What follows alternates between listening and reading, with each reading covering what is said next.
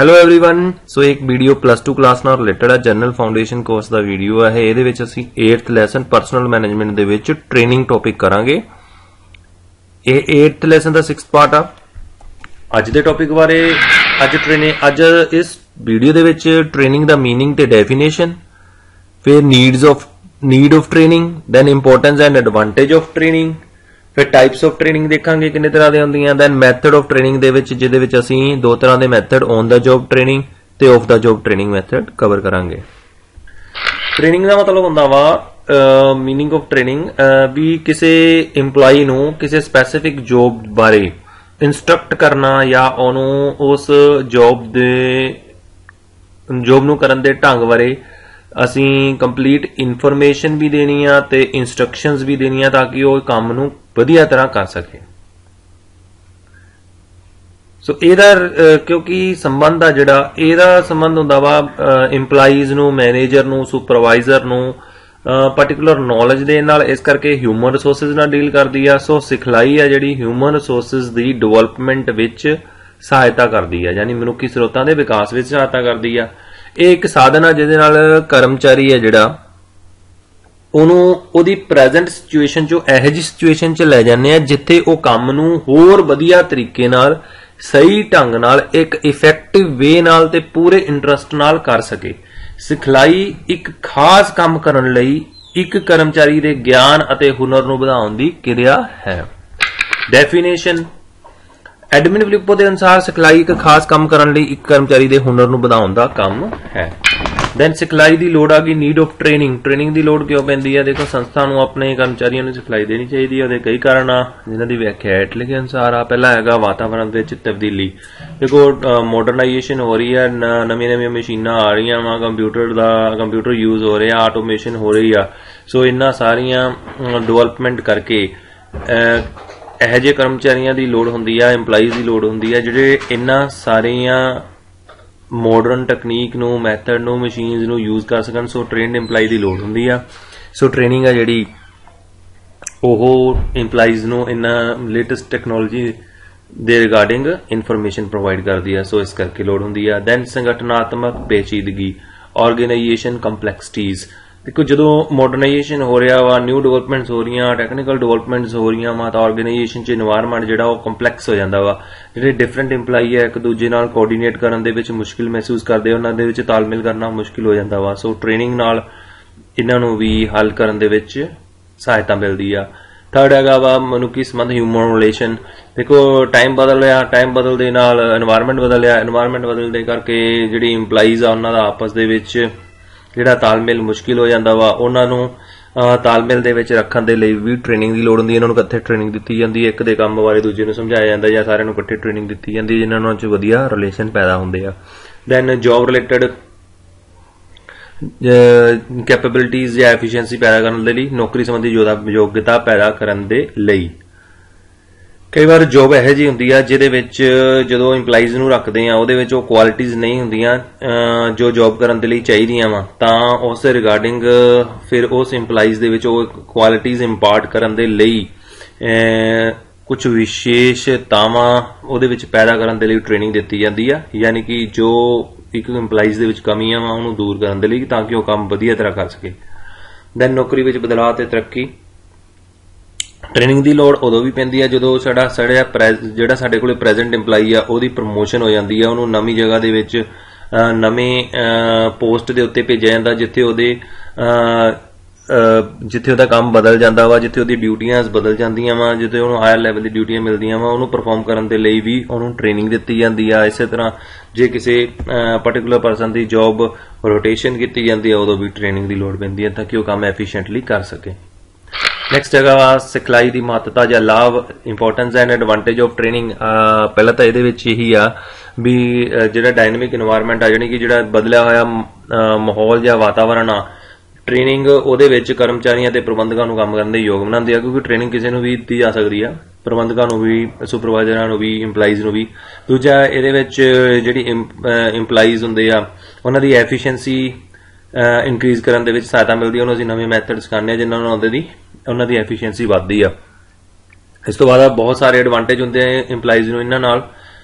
ਕਿਹੜੇ ਲਾਭ ਹੁੰਦੇ ਆ, ਉਹਨਾਂ ਦੀ ਕੁਸ਼ਲਤਾ ਵਿੱਚ ਵਾਧਾ ਹੁੰਦਾ ਵਾ, ਸਵੈ ਵਿਸ਼ਵਾਸ ਦਾ ਵਿਕਾਸ ਹੁੰਦਾ ਜਾਂ ਪੈਦਾ ਹੁੰਦਾ ਵਾ, ਤੇ ਸਵੈ ਪ੍ਰਬੰਧ ਦੀ ਉਹਨਾਂ ਨੂੰ ਆ ਜਾਂਦਾ ਵਾ। ਉਹਨਾਂ ਨੂੰ ਮੈਥਡ ਸਿਖਾਏ ਜਾਂਦੇ ਆ ਜਿਨ੍ਹਾਂ ਨਾਲ ਉਹਨਾਂ ਦੀ ਐਫੀਸ਼ੀਐਂਸੀ ਆਉਂਦੀ ਆ, ਸੈਲਫ ਕੌਨਫੀਡੈਂਸ ਆਉਂਦਾ ਵਾ, ਤੇ ਸੈਲਫ ਮੈਨੇਜਮੈਂਟ ਆਉਂਦੀ ਆ। ਤੇ ਕਿਸੇ ਵੀ ਸੰਸਥਾ ਦੀ ਤਰੱਕੀ ਹੈ ਜਿਹੜੀ ਉਹ ਕਰਮਚਾਰੀਆਂ ਦੀ ਟ੍ਰੇਨਿੰਗ ਤੇ ਡਿਪੈਂਡ ਕਰਦੀ ਹੈ। ਜਿੰਨੇ ਜ਼ਿਆਦਾ ਟ੍ਰੇਨਡ ਇੰਪਲਾਈਜ਼ ਹੋਣਗੇ ਆਰਗੇਨਾਈਜੇਸ਼ਨ ਉਨੀ ਜ਼ਿਆਦਾ ਤਰੱਕੀ ਕਰੂਗੀ। ਤੇ ਉਸ ਤੋਂ ਬਾਅਦ ਜਿਹੜੀ ਟ੍ਰੇਨਿੰਗ ਹੁੰਦੀ ਆ ਇਹ ਗੁਣਵੱਤਾ ਵਿੱਚ ਵੀ ਸੁਧਾਰ ਲਿਆਉਂਦੀ ਹੈ ਅਤੇ ਬਰਬਾਦੀ ਨੂੰ ਘੱਟ ਕਰ ਸਕਦੀ ਆ। ਟ੍ਰੇਨਡ ਇੰਪਲਾਈਜ਼ ਨੂੰ ਦੱਸਾਂਗੇ ਬੈਸਟ ਮੈਥਡ ਕੀ ਆ, ਉਹਦੇ ਨਾਲ ਉਹ ਘੱਟ ਵੇਸਟੇਜ ਕਰਨਗੇ। ਇਸ ਤਰ੍ਹਾਂ ਇੱਕ ਤਰ੍ਹਾਂ ਸਾਡੀ ਜਿਹੜੀ ਵੇਸਟੇਜ ਘਟੂਗੀ, ਬਰਬਾਦੀ ਘਟੂਗੀ। ਉਸ ਤੋਂ ਬਾਅਦ ਜਿਹੜਾ ਉਹ ਪ੍ਰੋਡਕਟ ਪੈਦਾ ਕਰਨਗੇ ਉਹ ਕੁਆਲਿਟੀ ਪ੍ਰੋਡਕਟ ਹੋਊਗਾ, ਯਾਨੀ ਗੁਣਵੱਤਾ ਵਧੂਗੀ। ਸਿਖਲਾਈ ਦੀਆਂ ਕਿਸਮਾਂ, ਟਾਈਪ ਆਫ ਟ੍ਰੇਨਿੰਗ। ਟ੍ਰੇਨਿੰਗ ਕਈ ਤਰ੍ਹਾਂ ਦੀ ਹੋ ਸਕਦੀ ਆ, ਉਹਨਾਂ ਵਿੱਚੋਂ ਮੇਨ ਹੈ ਓਰੀਐਂਟੇਸ਼ਨ ਟ੍ਰੇਨਿੰਗ। ਇਹ ਹੁੰਦੀ ਆ ਸੰਸਥਾ ਦੇ ਬਾਰੇ ਇਨਫੋਰਮੇਸ਼ਨ ਦੇਣਾ। ਜਦੋਂ ਕੋਈ ਇੰਪਲਾਈ ਆਰਗੇਨਾਈਜੇਸ਼ਨ ਦੇ ਵਿੱਚ ਅਪੁਆਇੰਟ ਕੀਤਾ ਜਾਂਦਾ ਤਾਂ ਉਹਨੂੰ ਇਹ ਟ੍ਰੇਨਿੰਗ ਦਿੱਤੀ ਜਾਂਦੀ ਹੈ। ਇਹਦੇ ਵਿੱਚ ਸੰਸਥਾ ਬਾਰੇ, ਸੰਸਥਾ ਵਿੱਚ ਚੱਲ ਰਹੀਆਂ ਨੀਤੀਆਂ ਪ੍ਰਣਾਲੀਆਂ ਬਾਰੇ ਦੱਸਿਆ ਜਾਂਦਾ ਵਾ। Second is job instruction training, ਨੌਕਰੀ ਸੰਬੰਧੀ ਸਿਖਲਾਈ। ਇਸ ਦੇ ਵਿੱਚ ਨੌਕਰੀ ਸੰਬੰਧੀ ਇਨਫੋਰਮੇਸ਼ਨ ਦਿੱਤੀ ਜਾਂਦੀ ਆ। ਇਹਦੇ ਵਿੱਚ ਕੋਈ ਟ੍ਰੇਨਡ ਪਰਸਨ ਜੋਬ ਬਾਰੇ ਜਾਂ ਤਾਂ ਇੰਸਟਰਕਸ਼ਨਸ ਦਿੰਦਾ ਵਾ ਜਾਂ ਫਿਰ ਉਹ ਜੋਬ ਨੂੰ ਕਰਕੇ ਦਿਖਾਉਂਦਾ ਵਾ, ਤੇ ਬਾਅਦ ਚੋਂ ਕਰਮਚਾਰੀ ਨੂੰ ਦੇਖਿਆ ਜਾਂਦਾ ਵਾ। ਜੇ ਉਹਨੂੰ ਹਜੇ ਵੀ ਕੁਝ ਐਡੀਸ਼ਨਲ ਟ੍ਰੇਨਿੰਗ ਦੀ ਲੋੜ ਹੁੰਦੀ ਹੈ ਫਿਰ ਉਹ ਟ੍ਰੇਨਿੰਗ ਉਹਨੂੰ ਦਿੱਤੀ ਜਾਂਦੀ ਆ। ਵੈਸਟੀਬਿਊਲ ਟ੍ਰੇਨਿੰਗ। ਵੈਸਟੀਬਿਊਲ ਟ੍ਰੇਨਿੰਗ ਦਾ ਇੱਕ ਐਸਾ ਜਿਹਾ ਮੈਥਡ ਆ ਜਿਹਦੇ ਵਿੱਚ ਜਿਹਨੇ ਟ੍ਰੇਨਿੰਗ ਲੈਣੀ ਹੁੰਦੀ ਆ ਉਸ ਕਰਮਚਾਰੀ ਨੂੰ ਜਾਂ ਉਸ ਪਰਸਨ ਨੂੰ ਟ੍ਰੇਨਿੰਗ ਐਕਚੁਅਲ ਫੈਕਟਰੀ ਦੇ ਵਿੱਚ ਨਹੀਂ ਦਿੱਤੀ ਜਾਂਦੀ, ਕਿਸੇ ਹੋਰ ਜਗ੍ਹਾ ਦੇ ਉੱਤੇ ਦਿੱਤੀ ਜਾਂਦੀ ਹੈ, ਕਿਸੇ ਵਿਸ਼ੇਸ਼ ਥਾਂ ਤੇ ਕਰਵਾਈ ਜਾਂਦੀ ਆ। ਪਰ ਉਸ ਜਗ੍ਹਾ ਦੇ ਉੱਤੇ ਫੈਕਟਰੀ ਵਰਗਾ ਹੀ এনवायरमेंट ਕ੍ਰੀਏਟ ਕੀਤਾ ਜਾਂਦਾ, ਉਸੇ ਤਰ੍ਹਾਂ ਦੀ ਮਸ਼ੀਨ ਹੁੰਦੀ ਹੈ, ਉਸੇ ਤਰ੍ਹਾਂ ਦਾ ਰਾ ਮਟੀਰੀਅਲ ਹੁੰਦਾ ਵਾ, ਤੇ ਕੰਮ ਵੀ ਐਕਚੁਅਲ 'ਚ ਹੀ ਹੋ ਰਿਹਾ ਹੁੰਦਾ, ਪਰ ਐਕਚੁਅਲ ਫੈਕਟਰੀ 'ਚ ਟ੍ਰੇਨਿੰਗ ਨਹੀਂ ਦਿੱਤੀ ਜਾਂਦੀ। ਇਹਨੂੰ ਕਹਿੰਦੇ ਵੈਸਟੀਬਿਊਲ ਟ੍ਰੇਨਿੰਗ। ਦੈਨ ਰਿਫਰੈਸ਼ਰ ਸਿਖਲਾਈ। ਰਿਫਰੈਸ਼ਰ ਟ੍ਰੇਨਿੰਗ ਯਾਨੀ ਕਿ ਨਵੀਨਤਮ ਵਿਕਾਸ ਟ੍ਰੇਨਿੰਗ। ਇਹਦੇ ਵਿੱਚ ਕੀ ਹੁੰਦਾ, ਜਦੋਂ ਕੋਈ ਲੇਟੈਸਟ ਡਿਵੈਲਪਮੈਂਟ ਹੋ ਜਾਂਦੀ ਆ ਤੇ EMPLOYEE ਪੁਰਾਣੇ ਢੰਗ ਨਾਲ ਕੰਮ ਕਰ ਰਿਹਾ ਹੁੰਦਾ, ਕੋਈ ਨਵਾਂ ਮੈਥਡ ਆ ਜਾਂਦਾ ਜਾਂ ਨਵੀਂ ਕੋਈ ਮਸ਼ੀਨ ਆ ਜਾਂਦੀ ਆ, ਤਾਂ EMPLOYEE ਦੀ ਐਫੀਸ਼ੀਐਂਸੀ ਨੂੰ ਇਨਕਰੀਜ਼ ਕਰਨ ਦੇ ਲਈ ਤੇ ਉਹਦੇ ਹੁਨਰ ਨੂੰ ਅਪਗ੍ਰੇਡ ਕਰਨ ਦੇ ਲਈ ਇਹੋ ਜਿਹੀ ਟ੍ਰੇਨਿੰਗ ਦਿੱਤੀ ਜਾਂਦੀ ਆ। ਕਈ ਵਾਰ ਇਹੋ ਜਿਹੀ ਟ੍ਰੇਨਿੰਗ ਮੋਟੀਵੇਸ਼ਨ ਦੇ ਲਈ ਵੀ ਦਿੱਤੀ ਜਾਂਦੀ ਹੈ EMPLOYEES ਨੂੰ, ਇਹਨੂੰ ਰਿਫਰੈਸ਼ਰ ਟ੍ਰੇਨਿੰਗ ਕਹਿੰਦੇ ਆ। ਦੈਨ ਅਪ੍ਰੈਂਟਿਸਸ਼ਿਪ ਸਿਖਲਾਈ। ਅਪ੍ਰੈਂਟਿਸਸ਼ਿਪ ਸਿਖਲਾਈ ਇੱਕ ਸਿਖਲਾਈ ਦਾ ਇਹੋ ਜਿਹਾ ਢੰਗ ਆ ਜਿਹਦੇ ਵਿੱਚ ਇੱਕ ਪਰਸਨ ਨੂੰ ਇੱਕ ਐਕਸਪਰਟ ਦੇ ਨਾਲ ਲਗਾ ਦਿੱਤਾ ਜਾਂਦਾ ਤੇ ਉਹਨੂੰ ਉਹਦੇ ਨਾਲ ਜਾਂ ਉਹਦੇ ਅੰਡਰ ਕੰਮ ਕਰਨ ਲਈ ਕਿਹਾ ਜਾਂਦਾ ਵਾ। ਜਿਹੜੇ ਕਰਮਚਾਰੀ ਨੇ ਸਿਖਲਾਈ ਲੈਣੀ ਹੁੰਦੀ ਆ ਉਹਨੂੰ ਅਪ੍ਰੈਂਟਿਸ ਕਿਹਾ ਜਾਂਦਾ ਵਾ, ਤੇ ਉਹ ਆਪਣੇ ਜਿਸ ਪਰਸਨ ਨਾਲ ਕੰਮ ਕਰ ਰਿਹਾ, ਜਿਵੇਂ ਸੁਪਰਵਾਈਜ਼ਰ ਨਾਲ, ਤਾਂ ਉਹਦੇ ਨਾਲ ਕੰਮ ਕਰਕੇ ਉਹ ਕੰਮ ਸਿੱਖਦਾ ਵਾ। ਕੁਐਸਚਨ ਫॉर ਯੂ ਵੀ ਤੁਸੀਂ ਇਹ ਚੈਨਲ ਸਬਸਕ੍ਰਾਈਬ ਕੀਤਾ ਕਿ ਨਹੀਂ ਹੁਣ ਤੱਕ? ਨਹੀਂ ਕੀਤਾ ਤਾਂ ਚੈਨਲ ਨੂੰ ਸਬਸਕ੍ਰਾਈਬ ਕਰੋ ਤਾਂ ਕਿ ਤੁਹਾਨੂੰ ਵੀਡੀਓ ਲਗਾਤਾਰ ਮਿਲਦੇ ਰਹਿਣ। ਸਿਖਲਾਈ ਦੇ ਢੰਗ, ਮੈਥਡਸ ਆਫ ਟ੍ਰੇਨਿੰਗ। ਸਿਖਲਾਈ ਦੇ ਅਸੀਂ ਦੋ ਢੰਗ ਕਰਾਂਗੇ, ਮੇਨਲੀ ਦੋ ਪਾਰਟਸ ਨੂੰ ਡਿਵਾਈਡ ਕਰ ਲਿਆ, ਔਨ ਦਾ ਜੌਬ ਟ੍ਰੇਨਿੰਗ ਤੇ ਆਫ ਦਾ ਜੌਬ ਟ੍ਰੇਨਿੰਗ, ਯਾਨੀ ਨੌਕਰੀ ਤੇ ਸਿਖਲਾਈ ਤੇ ਨੌਕਰੀ ਤੋਂ ਬਾਹਰ ਸਿਖਲਾਈ ਦੇ ਢੰਗ। ਪਹਿਲਾ ਹੈਗਾ ਔਨ ਦਾ ਜੌਬ ਟ੍ਰੇਨਿੰਗ, ਨੌਕਰੀ ਤੇ ਸਿਖਲਾਈ ਦੇ ਢੰਗ। ਦੇਖੋ ਇਹ ਬੜਾ ਕਾਮਨ ਤਰੀਕਾ ਵਾ। ਇਹਦੇ ਵਿੱਚ ਸਿਖਲਾਈ ਪਰਸਨ ਜਿਹਨੇ ਟ੍ਰੇਨਿੰਗ ਲੈਣੀ ਹੁੰਦੀ ਉਸ ਪਰਸਨ ਨੂੰ ਅਸੀਂ ਕੰਮ ਤੇ ਰੱਖ ਲੈਂਦੇ ਆ ਤੇ ਉਹਨੂੰ ਜੋ ਵੀ ਕੰਮ ਕਰਨ ਦੇ ਲਈ ਹੁਨਰ ਤੇ ਗਿਆਨ ਚਾਹੀਦਾ ਉਹਦੀ ਸਿਖਲਾਈ ਦਿੱਤੀ ਜਾਂਦੀ ਆ ਤੇ ਇਹਨੂੰ ਐਕਚੁਅਲ 'ਚ ਕੰਮ ਕਰਾਇਆ ਜਾਂਦਾ ਵਾ। ਕੰਮ ਕਰਾਉਣ ਦੇ ਨਾਲ ਨਾਲ ਹੀ ਸਿਖਲਾਈ ਦਿੱਤੀ ਜਾਂਦੀ ਹੈ। ਮੈਥਡ ਇਸ ਕਰਕੇ ਇਫੈਕਟਿਵ ਆ ਕਿਉਂਕਿ ਕੋਈ ਵੀ ਬੰਦਾ ਉਦੋਂ ਹੀ ਸਿੱਖਦਾ ਵਾ ਜਦੋਂ ਉਹ ਉਹਦਾ ਅਭਿਆਸ ਕਰਦਾ ਵਾ, ਜੋ ਉਹਨੇ ਸਿੱਖਿਆ ਵਾ, ਜੋ ਉਹਨੇ ਕਰਨਾ ਵਾ, ਉਹਦਾ ਬਾਰ-ਬਾਰ ਅਭਿਆਸ ਕਰਦਾ ਤਾਂ ਸਿੱਖਦਾ ਵਾ। ਉਸ ਤੋਂ ਬਾਅਦ ਨੌਕਰੀ ਤੇ ਸਿਖਲਾਈ ਦੇ ਫਾਇਦੇ ਕੀ ਆ, ਲਾਭ ਕੀ ਆ, ਐਡਵਾਂਟੇਜ। ਤੇ ਪਹਿਲਾਂ ਤਾਂ ਹੈਗਾ ਇਹ ਬੜਾ ਫਲੈਕਸੀਬਲ ਮੈਥਡ ਆ, ਮਤਲਬ ਤੁਸੀਂ ਆਪਣੇ ਅਕੋਰਡਿੰਗਲੀ ਇਹ 'ਚ ਐਡਜਸਟਮੈਂਟ ਕਰ ਸਕਦੇ ਹੋ। ਦੂਜਾ ਕੀ ਇਹ ਜ਼ਿਆਦਾ ਐਕਸਪੈਂਸਿਵ ਹੈ ਨਹੀਂ ਗੀ ਕਿਉਂਕਿ ਤੁਸੀਂ ਐਕਚੁਅਲ ਮਸ਼ੀਨ ਤੇ ਹੀ ਕੰਮ ਕਰਾਉਣਾ ਹੁੰਦਾ ਵਾ। ਜਿਹੜੀ ਮਸ਼ੀਨ ਐਕਚੁਅਲ ਤੇ ਕੰਮ ਹੀ ਕਰਵਾਉਣਾ ਹੁੰਦਾ, ਕੰਮ ਦੇ ਦੌਰਾਨ ਹੀ ਉਹਨੂੰ ਸਿਖਾ ਦੇਣਾ, ਕੋਈ ਅਲੱਗ ਅਰੇਂਜਮੈਂਟ ਵਗੈਰਾ ਨਹੀਂ ਕਰਨਾ ਪੈਂਦਾ। ਤੇ ਇਹਦੇ ਵਿੱਚ ਜਿਹੜਾ ਪਰਸਨ ਹੁੰਦਾ ਸਿਖਲਾਈ ਲੈ ਰਿਹਾ ਹੁੰਦਾ ਵਾ ਉਹ ਬੜਾ ਮੋਟੀਵੇਟਡ ਹੁੰਦਾ ਕਿਉਂਕਿ ਉਹ ਐਕਚੁਅਲ ਮਸ਼ੀਨ ਤੇ ਕੰਮ ਕਰ ਰਿਹਾ ਹੁੰਦਾ, ਉਹਦਾ ਇੰਟਰਸਟ ਜ਼ਿਆਦਾ ਹੁੰਦਾ ਵਾ। ਦੈਨ ਇਹਦੇ ਵਿੱਚ ਕੋਈ ਐਕਸਟਰਾ ਸਾਨੂੰ ਕੁਝ ਮੈਨੇਜ ਨਹੀਂ ਕਰਨਾ ਪੈਂਦਾ ਕਿਉਂਕਿ ਐਕਚੁਅਲ 'ਚ ਉਹੀ ਮਸ਼ੀਨ ਹੁੰਦੀ ਹੈ ਜੋ ਅਸੀਂ ਚਲਾਉਣੀ ਹੁੰਦੀ ਹੈ, ਜੋ ਫੈਕਟਰੀ 'ਚ ਲੱਗੀ ਹੁੰਦੀ ਹੈ, ਉਹ ਤੇ ਟ੍ਰੇਨਿੰਗ ਲੈ ਰਿਹਾ ਹੁੰਦਾ ਵਾ EMPLOYEE। ਨੌਕਰੀ ਤੇ ਸਿਖਲਾਈ ਦੇ ਢੰਗ, on the job training method ਦੇ ਵਿੱਚ ਪਹਿਲਾਂ ਹੁੰਦਾ ਨੌਕਰੀ ਦੀ ਰੋਟੇਸ਼ਨ, ਅਦਲਾ ਬਦਲੀ। ਇੱਕ ਪਰਸਨ ਨੂੰ ਦੂਜੀ ਵਾਰ ਜੌਬ ਤੇ ਭੇਜ ਦਿੱਤਾ ਜਾਂਦਾ, ਫਿਰ ਉਹਨੂੰ ਤੀਸਰੀ ਜੌਬ ਤੇ ਭੇਜ ਦਿੱਤਾ ਜਾਂਦਾ। ਇਸ ਤਰ੍ਹਾਂ ਉਹਨੂੰ ਹਰੇਕ ਜੌਬ ਦੇ ਉੱਤੇ ਕੰਮ ਕਰਨ ਦਾ ਐਕਸਪੀਰੀਅੰਸ ਲੈਣ ਦੇ ਲਈ ਕਿਹਾ ਜਾਂਦਾ ਵਾ। ਇਹਦੇ ਵਿੱਚ ਕੀ ਹੁੰਦਾ ਵਾ, ਜੇ ਇੱਕ EMPLOYEE ਨੂੰ ਪ੍ਰੋਬਲਮ ਆ ਜਾਂਦੀ ਹੈ ਤਾਂ ਦੂਸਰਾ EMPLOYEE ਉਹਦੀ ਹੈਲਪ ਕਰ ਸਕਦਾ ਵਾ, ਜਾਂ ਇੱਕ EMPLOYEE ਜਦੋਂ ਐਬਸੈਂਟ ਹੋਵੇ ਜਾਂ ਛੁੱਟੀ ਤੇ ਹੋਵੇ ਤਾਂ ਦੂਜਾ ਉਹਦਾ ਕੰਮ ਸਾਂਭ ਸਕਦਾ।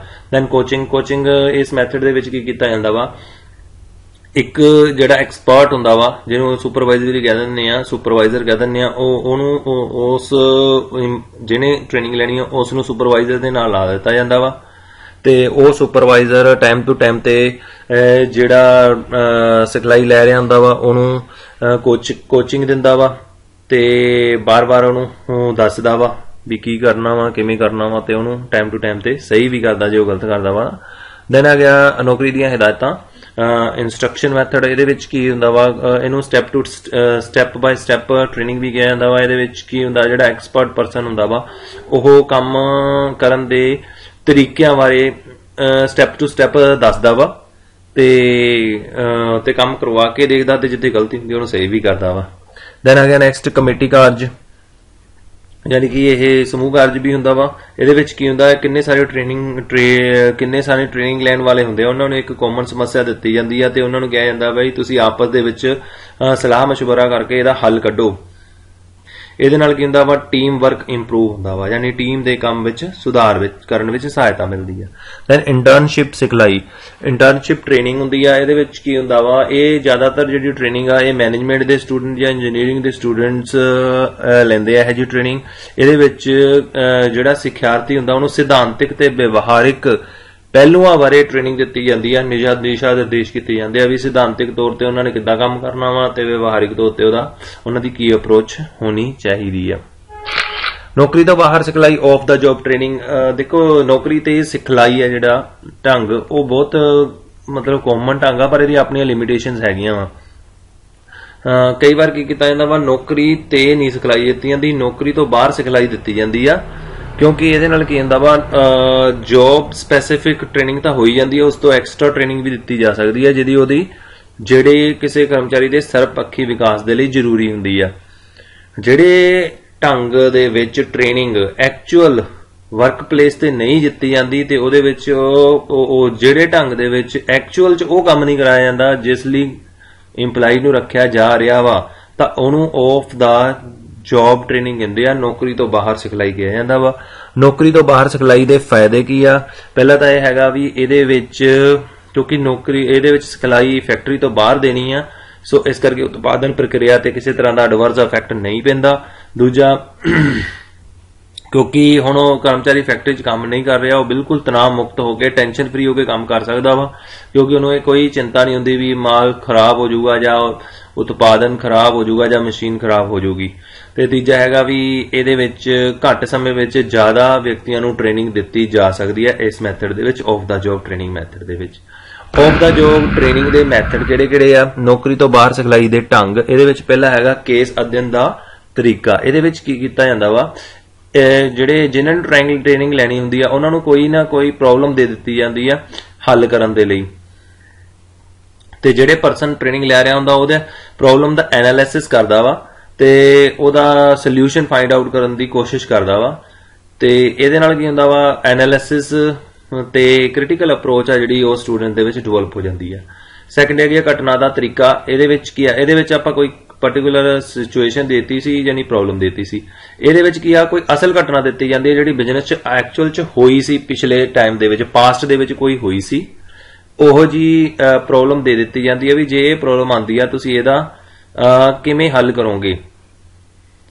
ਤੇ ਹਰੇਕ ਕਰਮਚਾਰੀ ਨੂੰ ਜਿਹੜਾ ਸਿਖਲਾਈ ਲੈ ਰਿਹਾ ਵਾ ਇਹਦਾ ਸੋਲੂਸ਼ਨ ਦੇਣ ਦੇ ਲਈ ਕਿਹਾ ਜਾਂਦਾ ਵਾ ਤੇ ਬਾਅਦ ਦੇ ਵਿੱਚ ਇਕੱਠੇ ਬਹਿ ਕੇ ਇਹਨੂੰ ਡਿਸਕਸ ਕਰਦੇ ਆ ਤੇ ਉਹਦੇ ਰਿਗਾਰਡਿੰਗ ਫੈਸਲੇ ਲੈਂਦੇ ਆ।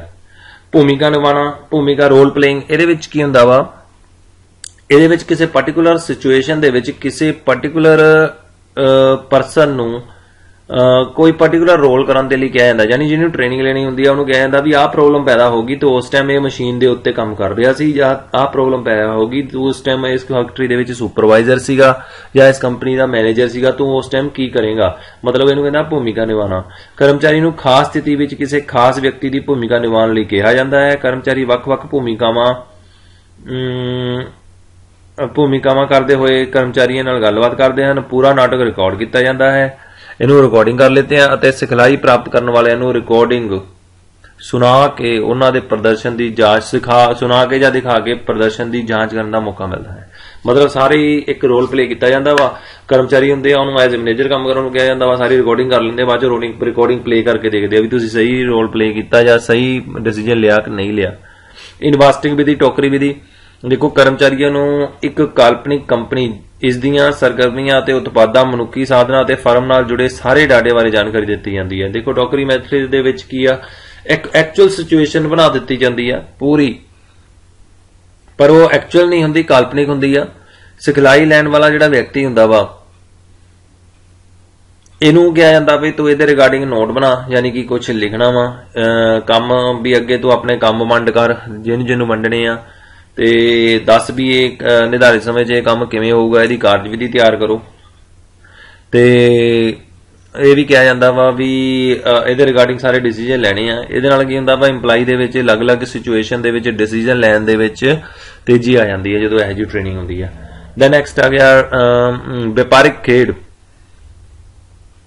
ਇਹਦੇ ਵਿੱਚ ਕੀ ਕੀਤਾ ਜਾਂਦਾ, ਜਿਹੜੇ ਸਿੱਖਿਆਰਥੀ ਹੁੰਦੇ ਆ ਉਹਨਾਂ ਨੂੰ ਅਲੱਗ-ਅਲੱਗ ਸਮੂਹ ਦੇ ਵਿੱਚ ਅਸੀਂ ਡਿਵਾਈਡ ਕਰ ਦਿੰਦੇ ਆ, ਗਰੁੱਪ ਦੇ ਵਿੱਚ ਡਿਵਾਈਡ ਕਰ ਦਿੰਦੇ ਆ, ਤੇ ਹਰੇਕ ਸਮੂਹ ਨੂੰ ਇੱਕ ਕਾਲਪਨਿਕ ਸੰਗਠਨ ਦੀਆਂ ਵੱਖ-ਵੱਖ ਗਤੀਵਿਧੀਆਂ ਤੇ ਕਾਰਜਾਂ ਬਾਰੇ ਵਿਚਾਰ ਵਟਾਂਦਰਾ ਕਰਨੇ ਪੈਂਦੇ ਹਨ। ਉਹ ਵੱਖ-ਵੱਖ ਵਿਸ਼ਿਆਂ ਜਿਵੇਂ ਕਿ ਉਤਪਾਦਨ, ਤਰੱਕੀ, ਕੀਮਤਾਂ ਆਦਿ ਬਾਰੇ ਵਿਚਾਰ ਵਟਾਂਦਰਾ ਕਰਨਗੇ ਅਤੇ ਫੈਸਲਾ ਕਰਨਗੇ।